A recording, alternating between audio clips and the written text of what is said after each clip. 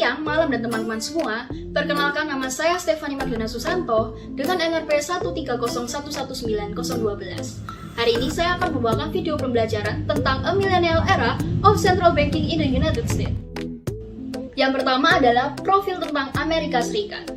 Amerika Serikat adalah sebuah negara republik konstitusional federal yang terletak di benua Amerika Utara, yang kepala negara dan kepala pemerintahannya adalah seorang presiden. Negara yang biasanya disebut dengan United States of America atau USA ini memiliki luas wilayah sebesar 9.833.517 km persegi dengan jumlah penduduk sebanyak 326.625.791 jiwa. Luas wilayah yang besar dan jumlah penduduk yang banyak tersebut menjadikan Amerika Serikat sebagai negara terbesar ketiga di dunia dan negara dengan jumlah penduduk terbanyak ketiga juga di dunia. Baik, selanjutnya kita akan membahas tentang nilai uang. Nilai tukar rupiah melemah melawan dolar Amerika Serikat. Badan Pusat Statistik atau BPS mengumumkan terjadi inflasi sebesar 0,07% di Indonesia pada Oktober 2020. Hal ini pun memutus rantai deflasi selama 3 bulan beruntun yang membuat kurs rupiah terhadap dolar naik menjadi Rp14.150 per dolar. Dolar Amerika Serikat adalah mata uang resmi Amerika Serikat. Dolar Amerika Serikat juga digunakan secara luas di dunia internasional sebagai kurs cadangan devisa di luar Amerika Serikat. Penerbitan uang dolar Amerika Serikat dikontrol oleh sistem perbankan bernama Federal Reserve. Bank Sentral The Federal atau The Fed. The Fed inilah yang menjadi nakoda dari adanya kebijakan moneter di Amerika Serikat. Dalam menjalankan tugasnya, mereka membentuk sebuah tim khusus yang disebut dengan FOMC atau Federal Open Market Committee yang selalu membuat adanya kebijakan penting mengenai suku bunga serta kebijakan moneter yang ada di Amerika Serikat. The Fed ini memiliki banyak tugas penting.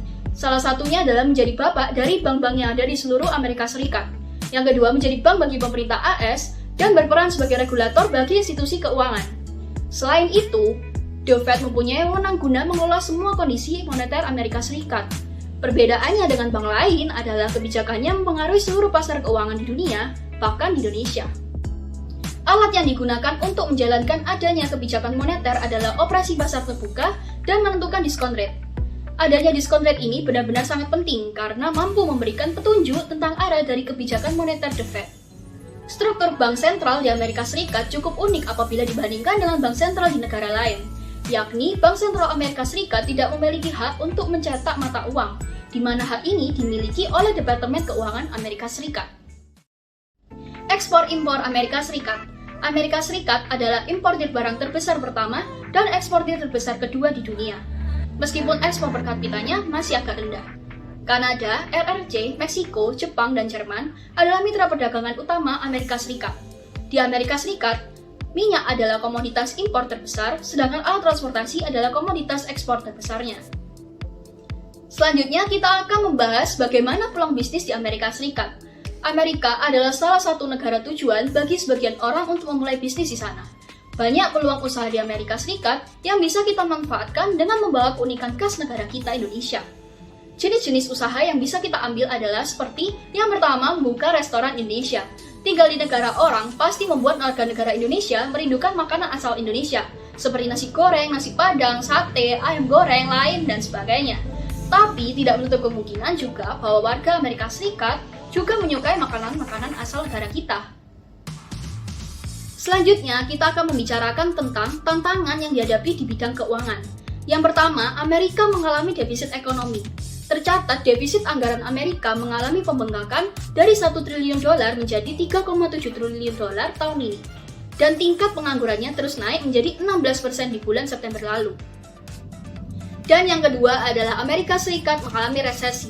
Amerika Serikat sudah masuk ke jurang resesi sejak Februari 2020. Pada kuartal 1 2020, pertumbuhan ekonomi Amerika Serikat merosot 5% dan secara kuartalan pertumbuhan ekonomi Amerika Serikat menurun sebesar 1,8%. Lalu apa sih sebenarnya bisa kita lakukan untuk menangani masalah keuangan Amerika Serikat ini? Yang pertama, kita bisa melakukan ekspansi fiskal dengan jalan mencari tambahan pinjaman baru guna menopang pertumbuhan ekonomi. Dan yang kedua adalah peningkatan belanja untuk masyarakat miskin dan untuk mengurangi kesenjangan. Dan yang ketiga adalah selain meningkatkan pajak dari sisi penerimaan kas negara, Amerika Serikat juga bisa menerbitkan obligasi sehingga meningkatkan penyerapan uang masyarakat nantinya. Dan yang terakhir adalah kita bisa mengadakan pembentukan komite khusus untuk penanganan COVID-19 dan juga pemulihan ekonomi suatu negara. Sekian video pembelajaran tentang keuangan Amerika Serikat pada hari ini. Terima kasih.